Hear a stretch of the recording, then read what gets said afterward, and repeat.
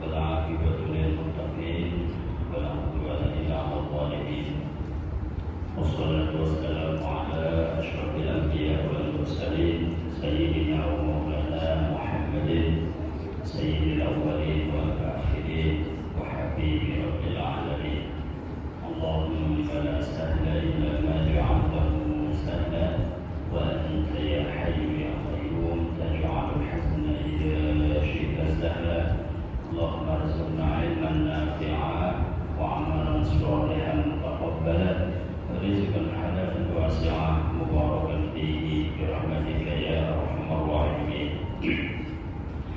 أما بعد para jamaah rahmatullah sholimin sholimat, alhamdulillah puji dan syukur senantiasa kita lakukan kepada Allah Subhanahu wa taala atas limpahan nikmat dan karunia-Nya sehingga siang ini alhamdulillah sampai kita semuanya menunaikan kewajiban rutinitas kita dimudahkan oleh Allah untuk menghambakan diri kita menunaikan ibadah sholat 5 waktu plus di bulan Ramadan ini kita semuanya diberikan taufik dan hidayah untuk bisa menunaikan puasa. Mudah-mudahan seluruh rangkaian ibadah kita dijabah oleh Allah Subhanahu wa taala dan menjadi simpanan bekal pahala kelak di surganya Allah Subhanahu wa taala. Amin ya rabbal alamin. Para jemaah rahimakumullah, untuk menyempurnakan ibadah siang kita tentunya dengan thalabul ilmi akan menambah keberkahan, akan menambah kualitas kehambaan kita.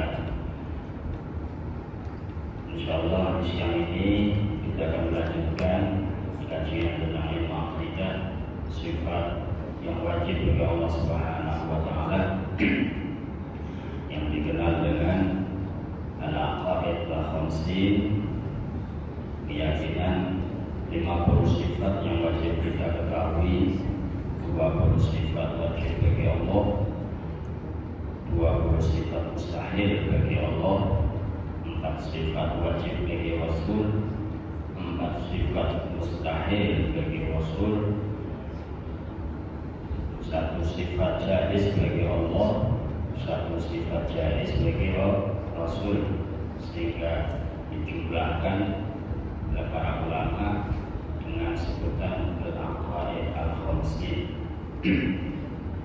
Para jemaah rahimakumullah, di pekan yang lalu kita sudah membahas sifat Allah wujud, hidam, baqa, mukhalafatun lil hawadis. Allah ada, kita maha dahulu tanpa permulaan, baqa artinya kekal tanpa penghabisan, mukhalafatun lil hawadis, Allah berbeda dengan makhluknya dari satu sisi maupun semua sisi. Tidak boleh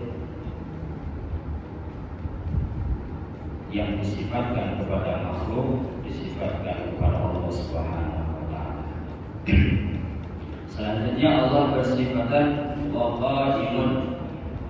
Dalam kitab Aqidatul Awam disebutkan Qa'imun ghani wa wahidun wa hayy qadir muridun alimun bi kulli syai' sami'un basiru wal mutakallimu lahu sifatun sab'atun tantazim.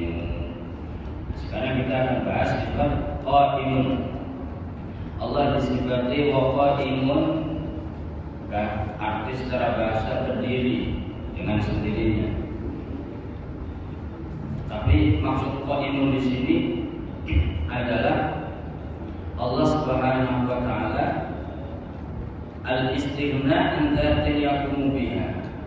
Allah tidak butuh kepada benda, dan Allah bukan benda, tidak boleh disifati dengan sifat benda.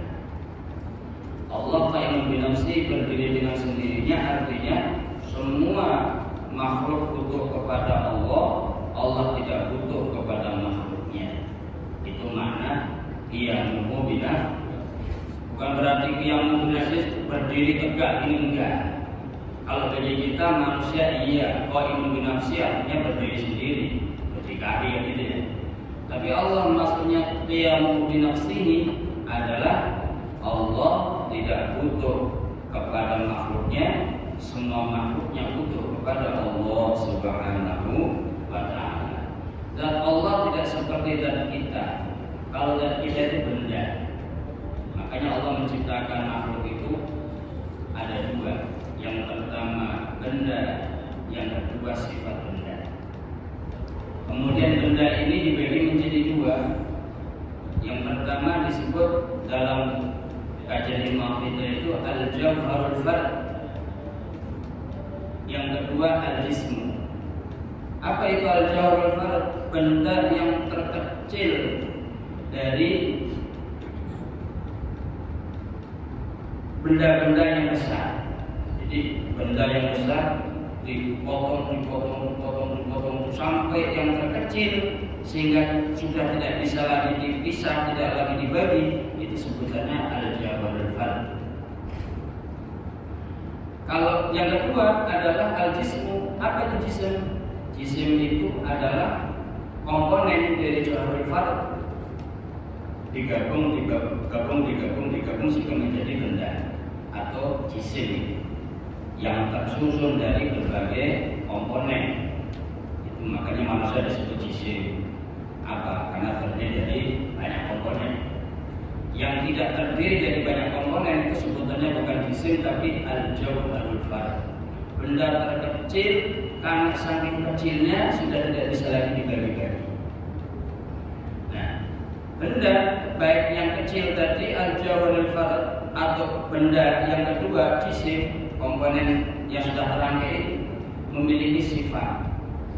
Nah, sifat itu seperti kita manusia, kadang bergerak, kadang diam, kadang jalan, kadang berhenti, kadang naik, kadang turun. Itu benda, sifat benda.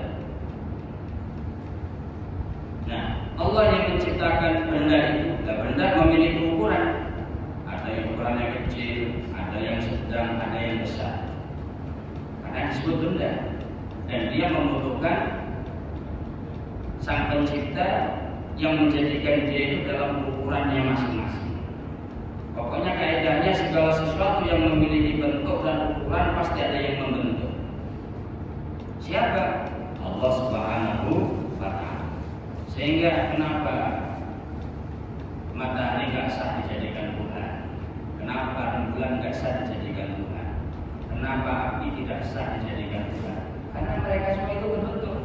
Benda-benda itu semuanya berbentuk. Nggak mungkin benda itu membentuk dirinya sendiri. Karena dia itu berbentuk memiliki ukuran. Bentuk dengan bentuk yang seperti itu berarti ada Tuhan yang punya irodah, punya kudroh, menciptakan ciptaannya dalam bentuk dan ukuran. Disimpulkan siapa? Allah Subhanahu wa ta'ala. Maka Allah yang menciptakan makhluknya dengan bentuk dan ukuran seperti itu, dan sifat yang dimiliki oleh makhluk itu tidak boleh mensifatkan Allah memiliki bentuk dan ukuran. Zatnya Allah tidak ada yang tahu hakikatnya kecuali hanya Allah Subhanahu wa ta'ala. Sementara zat makhluk, dia seperti kita ini memiliki bentuk dan ukuran. Sehingga sahabat Abu Bakar As-Siddiq radhiyallahu anhu ketika mensifati Allah, enggak nyampe akal ini untuk membayangkan. Beliau kemudian membuat penjelasan dalam buah syair, al-ajzu an darakil idraki idrakun wal bahthu an dzatihi kufrun wa syirk. Ketidakmampuan seorang hamba karena keterbatasannya untuk mengetahui hakikat Allah itu hakikatnya dia sudah ma'rifat. Dan orang yang memaksakan diri untuk menvisualisasikan, mengetahui hakikat wujud zatnya Allah, itu adalah kekufuran dan kemusyrikan. Karena akal ini akan membayangkan sesuatu yang pernah dia lihat. Akal ini akan membayangkan sesuatu yang pernah dia dengar. Sementara Allah Subhanahu wa taala itu sudah duluan ada sebelum adanya akal. Gak mungkin akal ini bisa membayangkan sesuatu yang dulunya dia belum diciptakan sudah ada, setelah dia diciptakan kemudian membayangkan sesuatu yang dulunya dia belum ada itu. Maka kelemahan seorang hamba untuk mengetahui hakikatnya Allah itu adalah ma'rifat. Lalu bagaimana kita bisa ma'rifat dengan Allah? Melalui al-asma'ul husna, sifat-sifat yang disebutkan dalam Al-Quran. Walillahil asma'ul husna. Allah maha mengetahui, Allah maha melihat, Allah maha berkuasa, Allah maha berfirman. Itu sifat-sifat itulah yang menjadi pijakan bagaimana seorang hamba itu bisa ma'rifat, tahu dengan Allah Subhanahu wa ta'ala. Tidak dituntut. Sehingga kalau sudah paham seperti ini gak akan muncul pertanyaan, terus Allah itu bentuknya seperti apa? Pertanyaan seperti ini gak boleh dijawab. Dijawab bentuknya seperti ini, kufur. Karena apa? Musyabbih. Dia menyerupakan Allah. Jadi itu pertanyaan gak layak bagi Allah. Nah, nanti ada pertanyaan-pertanyaan yang menjebak. Dijawab iya, kufur. Dijawab tidak, juga kufur. Itu pertanyaan yang sifatnya mustahil atau pertanyaan yang sifatnya wajib. Misalnya ada orang mengatakan, Ustaz, Allah itu kan maha kuasa. Iya benar. Kuasa kalau Allah itu menciptakan Tuhan seperti Allah sendiri. Jadi pertanyaannya enggak perlu dijawab. Maha kuasa Allah enggak terbatas. Tapi ketika disuruh menciptakan Tuhan yang sama, ini mustahilul akli. Berlawanan dengan akal sehat. Maka disampaikan ini pertanyaan yang mustahil. Allah nggak mungkin menciptakan Tuhan yang diciptakan. Masa Tuhan kok diciptakan? Pertanyaannya sudah lanjut. Mampukah Allah menciptakan Tuhan yang semisal? Tuhan kok diciptakan? Nggak perlu dijawab mampu. Musyrik. Dijawab tidak mampu, juga kufur, mengaku Allah tidak kuasa. Nah, ini pentingnya kita semuanya mempelajari ilmu akidah. Allah Subhanahu wa taala qiyamun bi nafsihi, zat yang maha berdiri sendiri. Apa maksudnya? Semua ciptaannya butuh kepada Allah dan Allah tidak membutuhkan ciptaan-ciptaannya. Nah, itu qadim. Kemudian Al-Imam Ahmad bin Hanbal dan Imam Dunun Al-Misri beliau menyampaikan dalam risalah bidahnya, mahma tasawwarta bibalik fallahu bikhilafi dzalik. Apa yang terlintas dalam benakmu menggambarkan akan wujud Allah, Allah tidak seperti itu. Karena Allah nggak bisa digambarkan, Allah nggak bisa divisualisasikan. Sekali lagi kita ma'rifat, ingin kenal sama Allah itu melalui apa? Sifat-sifatnya Allah Subhanahu wa ta'ala. Kemudian sifat berikutnya adalah waliyun. Allah waliyun. Wali sama qadimun bi nafsi itu sama, tidak butuh. Allah maha kaya. Wallahu waliyun wa antumul fuqara. Allah itu maha kaya, sementara kalian semua wahai umat manusia fakir, butuh akan rahmatnya Allah Subhanahu wa ta'ala. Ya, dalam surat Al-Ikhlas Allah mensifati zatnya dengan Allahus Samad. Apa? Allahus Samad, zat yang menjadi sandaran semua makhluknya. Ya, ada apa namanya ijazah itu. Bagaimana kalau kita sedang lapar, baca surat Al-Ikhlas sebanyak-banyaknya, niatkan untuk laparnya. Qul huwallahu ahad, Allah Kemudian ayat yang kedua itu Allahu Somad. Allah menjadi sandaran kita ketika kita sedang lemas, ketika kita sedang sakit, ketika kita sedang dalam urusan, ketika kita sedang dalam mara bahaya. Berbanyak baca ayat kedua itu Allahu Somad. Bukan beras ibaratnya kita kandungan dengan payung. Mau seret badai, kita kandungan dengan tambang. Ibaratnya Allah yang maha menyelamatkan, tempat sandaran semua hamba dan semua ciptaannya. Allah SWT. Qadimun binafsihi, ghaniyun itu muratif sama. Ghani itu menafsiri sifat Allah qadimun binafsihi. Kemudian Allah disifati dengan wahidun, Maha Esa atau wahdaniyah. Apa maksudnya? Artinya satu, la syarikalah, Allah tidak ada sekutu, Maha Esa. Yang kedua, Maha Esa artinya apa? Adamut ta'addud, Allah tidak berbilang. Baik zatnya, sifat maupun af'alnya. Allah Maha mengetahui dengan ilmunya. Allah Maha kuasa dengan kudrahnya. Allah Maha menghendaki dengan sifat iradahnya. Dan juga Maha Esa Allah itu artinya apa? Allah la yaqbalul intisan. Allah tidak menerima untuk dibagi-bagi, karena zatnya Allah bukan benda, bukan jisim. Maka makna yang tersirat dalam Al-Quran di situ menunjukkan wajah, di situ ada kalimat yad, di situ ada kalimat ayun. Kalau bahasa letternya wajah itu ya wajah, ayun itu mata, yad itu tangan. Itu tidak bisa dimanakan secara tekstual kalau berkaitan dengan sifatnya Allah Subhanahu wa Ta'ala. Sehingga orang tidak berprasangka orang awam itu berarti Allah punya tangan, berarti Allah punya wajah, berarti punya anggota badan. Nah, ini digolongkan oleh para ulama Ahlussunnah yang yakini itu secara makna anggota badan adalah golongan mujassimah. Golongan apa? Mujassimah. Apa itu? Golongan orang yang meyakini Allah punya anggota tubuh. Padahal Maha Suci Allah dari itu semuanya. Allah wahid, zatnya Allah tidak bisa dibagi-bagi karena Allah bukan benda. Beda dengan kita. Ustaz Sofyan satu, tapi bisa dibagi-bagi. Tangannya dipotong bisa, kakinya dipotong bisa, perutnya dipotong bisa. Kenapa? Karena benda. Tadi benda itu apa? Rangkaian dari Jauharul Fard yang tersusun.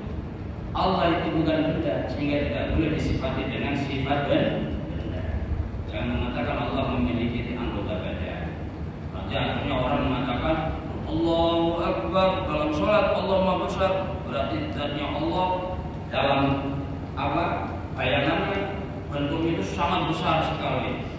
Karena yang dia tahu besar itu adalah raksasa, berarti Allah mbahnya raksasa. Nah, ini bahaya. Akidah yang bisa memelincirkan orang dari keimanan. Wahid, Maha Esa Allah, af'alnya perbuatan Allah, sifat-sifatnya Allah, kemudian zatnya Allah tidak bisa disamakan dengan zatnya makhluk. Kaidahnya apa? Zatnya makhluk itu benda, zatnya Allah bukan benda. Nah, terus apa? La ya'rifu haqiqatallahi illallah. Tidak ada yang tahu akan hakikatnya Allah kecuali hanya Allah. Kita dituntut makrifat kepada Allah, memahami sifat ini. Makanya setiap af'al yang ingin kita lakukan, Rasulullah mengajarkan mulai dengan menyebut nama Allah. Bismillahirrahmanirrahim. Di situ menyebutkan dua sifat Allah agar hamba itu bisa merasakan betapa sayangnya Allah kepada hamba.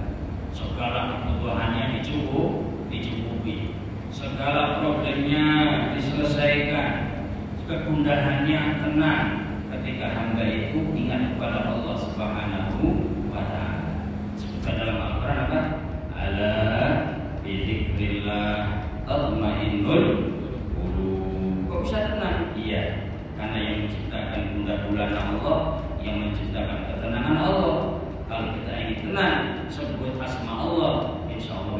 memberikan ketenangan. Maka Allah Subhanahu wa taala disifatin wahdaniyah, Maha Esa, menandakan Allah itu tidak ditandingi, tidak ada yang menyerupai akan zatnya, sifatnya, af'alnya Allah Subhanahu wa taala. Dalam af'alnya Allah menciptakan, dalam af'alnya perbuatan Allah, Allah yang menciptakan ketaatan seorang hamba, Allah yang menciptakan kemaksiatan seorang hamba, Allah yang menciptakan kemanfaatan, Allah yang mendatangkan madarat, Allah yang mendatangkan kefakiran, Allah yang menciptakan kekayaan. Namun ketika Allah Subhanahu wa taala menjelaskan seperti itu, maka seorang hamba harus bersyukur ketika dia dalam keadaan dimudahkan oleh Allah untuk beramal soleh, bersyukur kepada Allah. Mudah-mudahan ini menjadi tanda kita dicintai oleh Allah Subhanahu wa taala. Ketika dia itu susah untuk melakukan ketaatan, terjerumus, bergelimpangan dosa, jangan putus asa. Dosa maksiat itu Allah yang ciptakan. Kalau kamu sedang di hijau itu, jangan terus langsung angkat tangan. Minta kepada Allah, fafirru ilallah, itu yang menciptakan Allah. Ya Allah, saya berpuasa, ya Allah, saya ingin baik, ya Allah, mohon mudahkan saya untuk bisa kembali ke ihdinas siratal mustaqim. Jadi ketika diberikan ketaatan, dia tidak takabur, merasa itu adalah usaha dirinya, tidak mendapatkan makna dari Allah. Ketika dia terjerumus dalam lembah maksiat, tidak putus asa, karena dia tahu baik buruk, taat, maksiat itu ciptaan Allah. Ketika dalam keadaan itu dan dia sadar, mungkin itu bisa menjadi sebab dia mendapatkan hidayah dari Allah Subhanahu wa taala. Maka ada ungkapan yang apik dalam kitab akhlak itu, kalau nggak salah dalam kitab Maslahah Ibadah, kemaksiatan yang disertai rasa penyesalan itu lebih baik daripada ketaatan yang disertai sikap takabur. Bisa dimengerti ya? Kemaksiatan yang disertai penyesalan itu lebih baik daripada ketaatan yang disertai sifat takabur. Kok bisa? Ketika seorang hamba yang melakukan maksiat kemudian menyesal, akan berhenti dan dia akan bangkit menjadi orang yang lebih baik. Ketika seorang hamba ahli ibadah kemudian takabur, maka tidak ada celah dia itu mengakui penghambaan. Karena hakikatnya takabur itu miliknya Allah Subhanahu wa taala. Para jemaah rahimakumullah, cukup. Nah, itu mudah-mudahan sedikit nasihat ilmu yang kita kaji pada siang hari ini terkait dua sifat yang wajib kita ketahui. Allah qadimun bi nafsih, artinya Allah dibutuhkan semua ciptaannya dan Allah tidak butuh sama ciptaannya. Wahdaniyah, Allah Maha Esa yang mengatur semua kejadian alam semesta ini, termasuk seperti yang viral banjir di Jawa Tengah ini, di daerah-daerah lain, itu semuanya terjadi mutlak murni karena kudrat iradahnya Allah Subhanahu wa taala. Adapun sebab akibat itu mungkin berapa persen. Intinya apa? Siapa yang diuji oleh Allah dengan musibah, kemudian dia memahami hakikatnya itu tidak mungkin terjadi kecuali dengan iradah Allah, maka ini menambah keimanan dia. Kalau seorang hamba itu lemah, Allah itu Maha Kuasa, sehingga dia menjadi hamba yang soleh, mengetahui hak batasan di mana seorang hamba itu selalu membutuhkan kepada Allah yang Maha Kuasa. Mudah-mudahan yang kita bahas pada siang hari ini bermanfaat untuk kita semuanya.